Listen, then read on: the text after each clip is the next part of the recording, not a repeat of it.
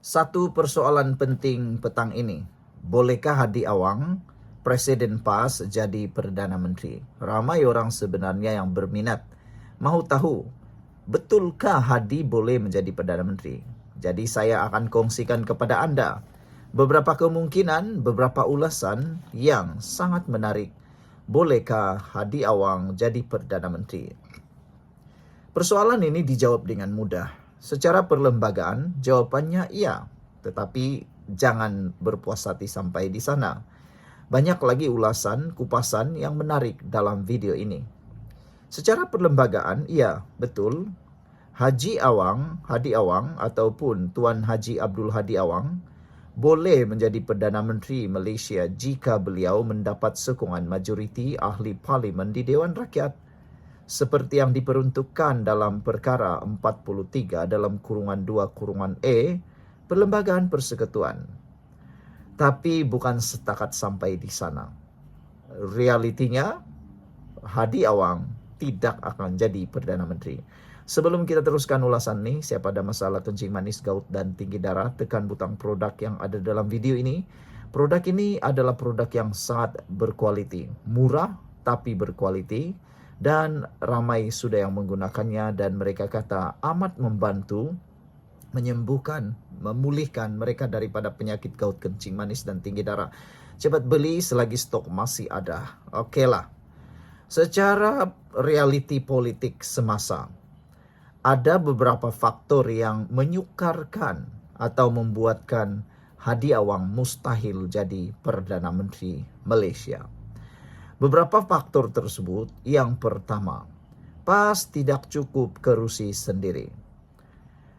PAS walaupun parti terbesar, PAS tetap perlukan kerjasama gabungan seperti Perikatan Nasional, dan calon Perdana Menteri selalunya diputuskan secara konsensus.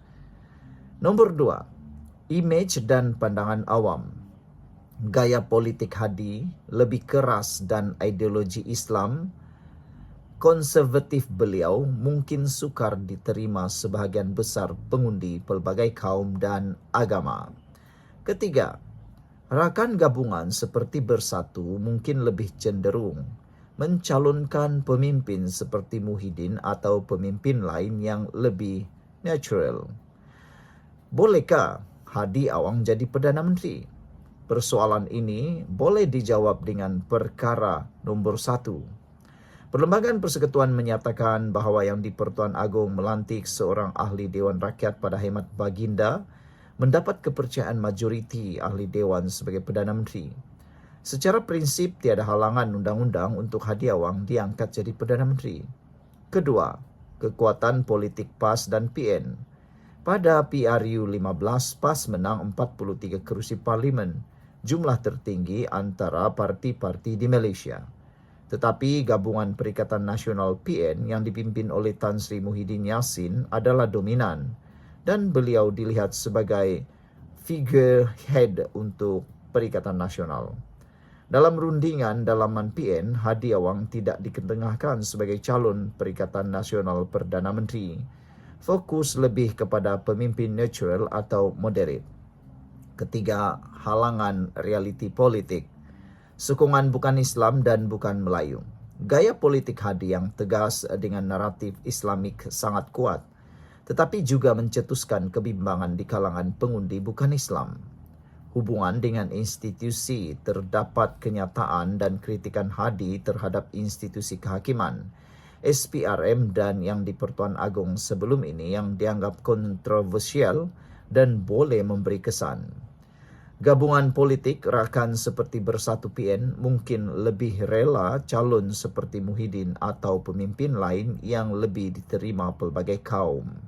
Keempat, senario mungkin berubah atau berlaku. Jika PN menang PRU 16 secara solo dan PAS adalah dominan, tidak mustahil Hadi dicalonkan Perdana Menteri. Jika berlaku pergolakan dalaman dalam PN, dan tiada tokoh lain yang kuat, nama Hadi boleh naik sebagai kompromi.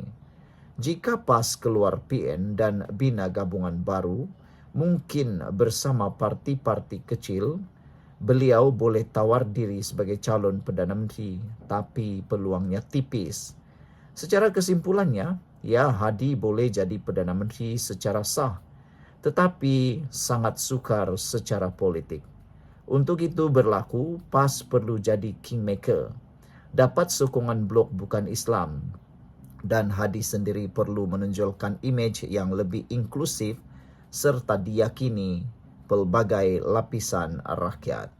Sekian dulu untuk kali ini. Jangan lupa tinggalkan komen Anda. Salam sejahtera. Benarkah Perikatan Nasional akan hilang 35 kerusi pada PRU 16? Saya kongsikan dengan Anda satu keputusan janaan komputer ChatGPT yang mengejutkan ramai orang.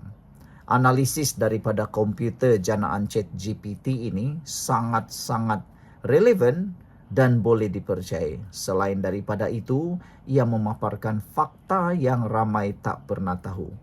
Jadi bagi anda yang berminat mahu tahu apa sebab 35 kerusi Perikatan Nasional ini bakal hilang dan dirampas oleh Kerajaan Perpaduan, ikuti terus ulasan ini kerana ianya akan membuka mata hati anda untuk mengetahui sejauh mana hayat Perikatan Nasional, sejauh mana Perikatan Nasional mampu bertahan dalam PRU 16, lebih-lebih lagi dalam kerjasama yang makin kuat dalam Kerajaan Perpaduan pimpinan Barisan Nasional Pakatan Harapan Anwar Ibrahim. Persoalan kita jawab, adakah Perikatan Nasional hilang kerusi 35 pada PRU 16? Sebelum kita jawab ulasan ini, jangan lupa siapa ada masalah kencing manis, gout dan tinggi darah, tekan butang produk yang ada dalam video ini.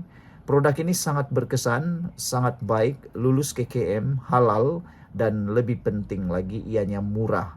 Murah-murah pun berkesan, murah-murah pun mujarab. Itulah produk yang dicari-cari orang. Selain itu, sudah banyak orang yang menggunakannya. Testimoninya pun luar biasa. Mereka kata murah tapi berbaloi. Itulah yang orang cari. Baiklah, berdasarkan analisis semasa, terdapat kemungkinan bahawa Perikatan Nasional PN akan kehilangan sehingga 32 kerusi parlimen dalam pilihan raya umum ke-16. Bukan 35 seperti yang disebutkan. Jadi bermaksud apa yang diramalkan 35 kurang tepat, tetapi janaan GPT menyatakan 32 kerusi parlimen dalam pilihan raya ke-16 milik Perikatan Nasional akan hilang. Ini semua bergantung kepada beberapa faktor, termasuk kerjasama berterusan antara Pakatan Harapan PH dan Barisan Nasional BN serta dinamika politik semasa. Analisis menunjukkan bahawa jika PH dan BN mengekalkan kerjasama mereka sehingga PRU 16, PN berpotensi kehilangan sekurang-kurangnya 32 kerusi parlimen yang mereka sedang sandang.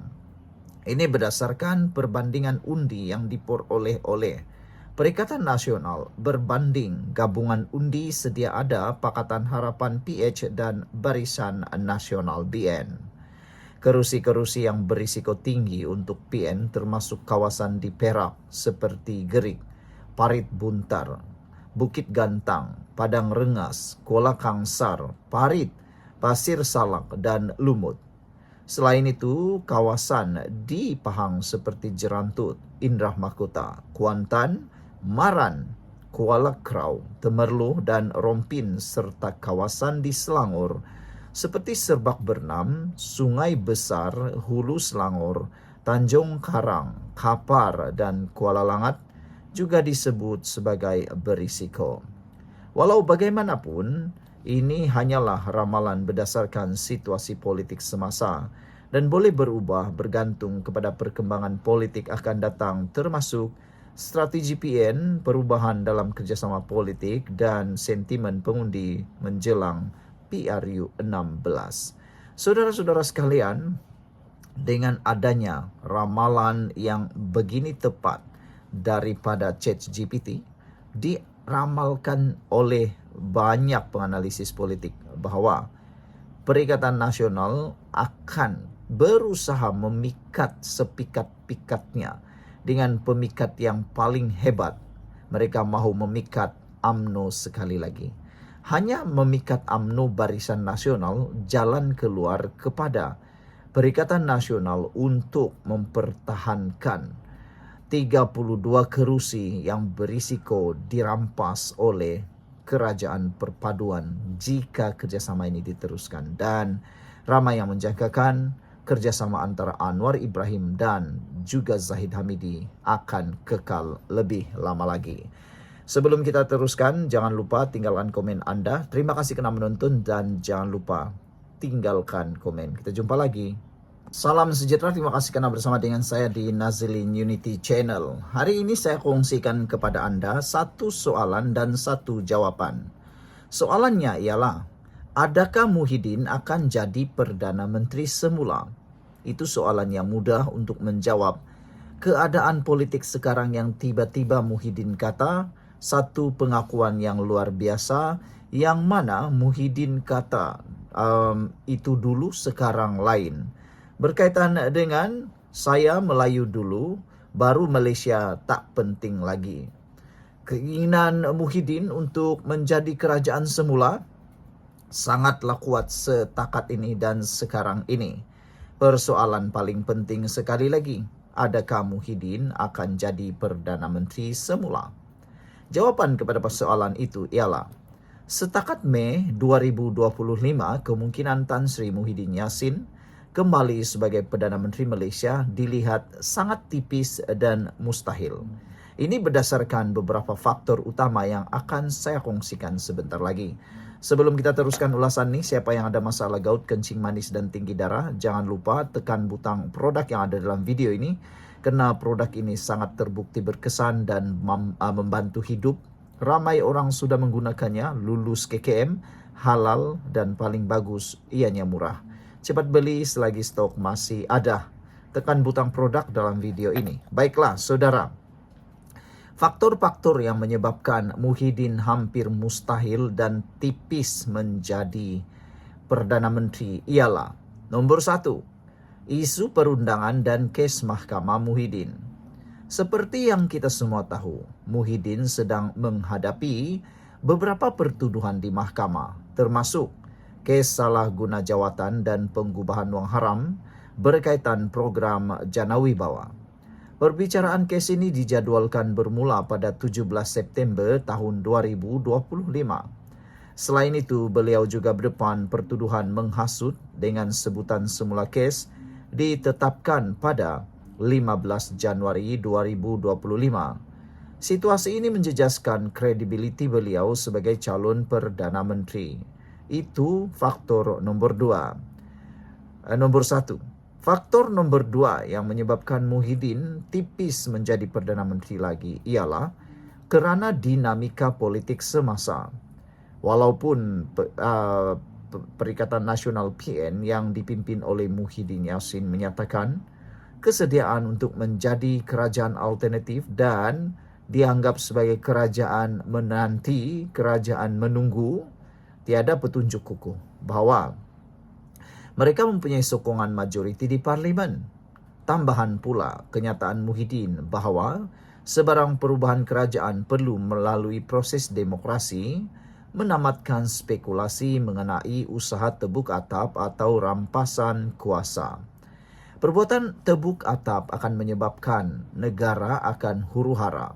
Rampasan kuasa akan menyebabkan orang bukan menjadi suka dengan Perikatan Nasional, suka dengan Muhyiddin. Akan lebih ramai orang membenci Perikatan Nasional kalau usaha tebuk atap dan rampasan kuasa diadakan lagi. Faktor ketiga, kritikan dan persepsi awam. Beberapa pemimpin politik mengkritik hasrat Muhyiddin untuk kembali sebagai Perdana Menteri. Antara Ahli Majlis Kerja Tertinggi UMNO, MKT UMNO, Datuk Puat Zarkasi, menasihati Muhyiddin agar menyelesaikan dahulu kes-kes mahkamahnya sebelum bercita-cita menjadi Perdana Menteri semula. Selain itu, kenyataan Muhyiddin yang berubah daripada Melayu dahulu kepada Malaysia dahulu menimbulkan persoalan mengenai konsistensi prinsip beliau. Ada yang mengatakan bahawa ada yang malu dengan prinsip Muhyiddin. Ada yang kata memalukan kerana prinsip Muhyiddin yang tidak konsisten. Ini semua gara-gara mahukan jawatan dan mahukan kuasa kata mereka, termasuklah Akmal Saleh. Hubungan nombor 4 yang menyebabkan tipisnya harapan Muhyiddin menjadi Perdana Menteri ialah kerana hubungan dengan institusi diraja. Tindakan Muhyiddin yang mempersoalkan keputusan yang di Pertuan Agong dalam peristiwa penubuhan kerajaan pada November tahun 2022 dianggap tidak wajar oleh sesetengah pihak. Ini boleh menjejaskan hubungan beliau dengan institusi diraja yang memainkan peranan penting dalam pelantikan Perdana Menteri. Jadi, secara kesimpulannya, walaupun Muhyiddin masih aktif dalam politik dan menerajui PN, pelbagai faktor seperti isu perundangan, kekurangan sokongan majoriti, kritikan politik dan hubungan dengan institusi diraja menjadikan beliau untuk kembali sebagai Perdana Menteri dalam masa terdekat agak tipis. Namun dalam politik Malaysia yang dinamik, perubahan boleh berlaku dan situasi ini akan perlu terus diperhatikan. Sekian untuk kali ini. Jangan lupa tinggalkan komen anda, tekan butang subscribe. Bye-bye.